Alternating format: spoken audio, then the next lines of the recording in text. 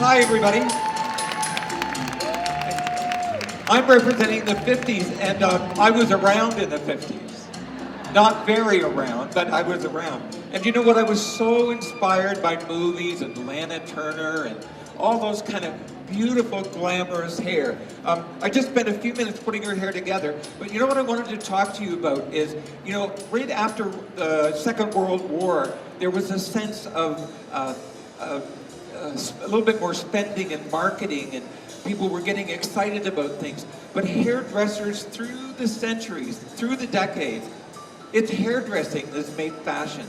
The clothes, great, but you know what? Hairdressing, we work hard, we work long hours, we try to please people, and what a beautiful thing at the end of your career or towards the end of your life that you can look back and know that you did something worthwhile.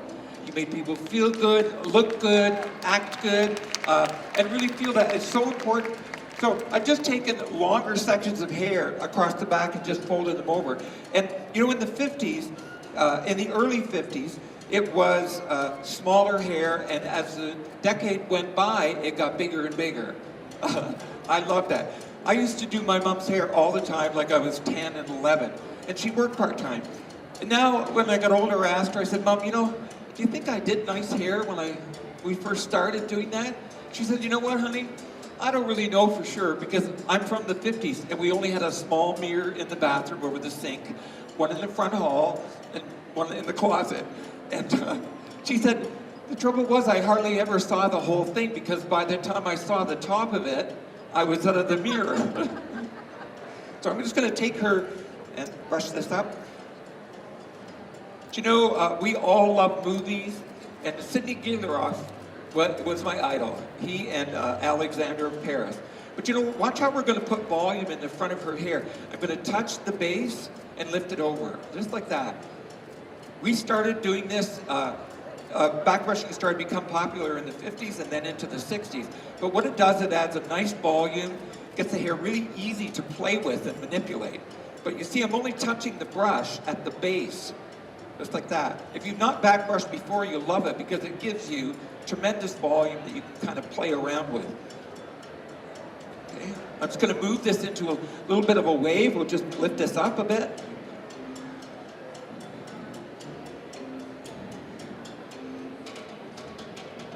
There's so much. How many of you were around in the 50s? Nobody, of course not. I thought I was sure I was the only one. Going to drape this over to the side. I'm just going to spray this up a little bit.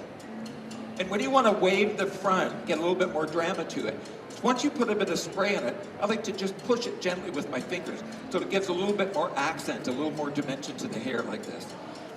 You know, fuller hair is beautiful. I want it to be right in the middle of the 50s, so I'm just going to smooth this over.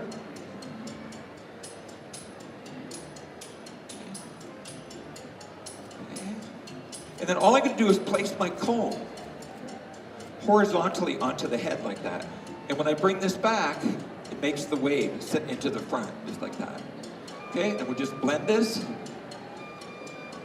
I'm going to use clips to hold the hair in place. These clips leave the hair lineless. They don't make any marks in the hair, so you can be really aggressive with them.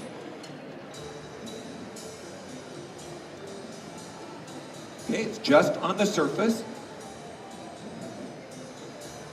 So I've always enjoyed being at the International Beauty Show in New York. As a kid, it was a dream. And now I've been here so many times that, but I appreciate it so much. First of all, to be a hairdresser and to be a proud one. You know, if you consider what you do, you are the one that brings style. You're the one that brings newness and freshness and color and beauty and confidence to every person in your community. Be proud. When you walk down the street, you're part of that community and you're a big influence. So if you get down in the dumps sometimes, just take a look at who you are and what you've done. Look at hairdressing from the 20s into the 30s, into the 40s, into the 50s. Look how far we've come now. So be proud of yourself. I'm just going to take these clips out.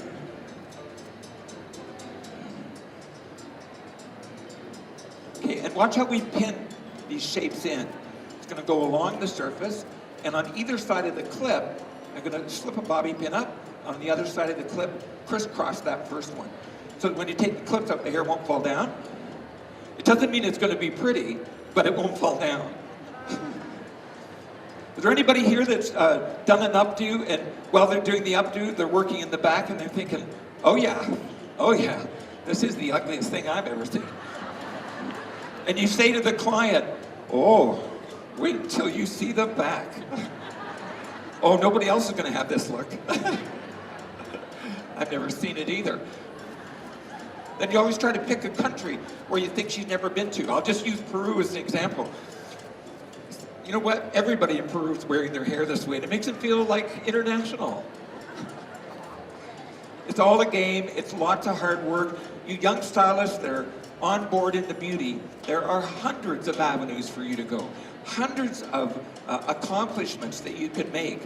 And as you get more experienced, it gets better and better and better.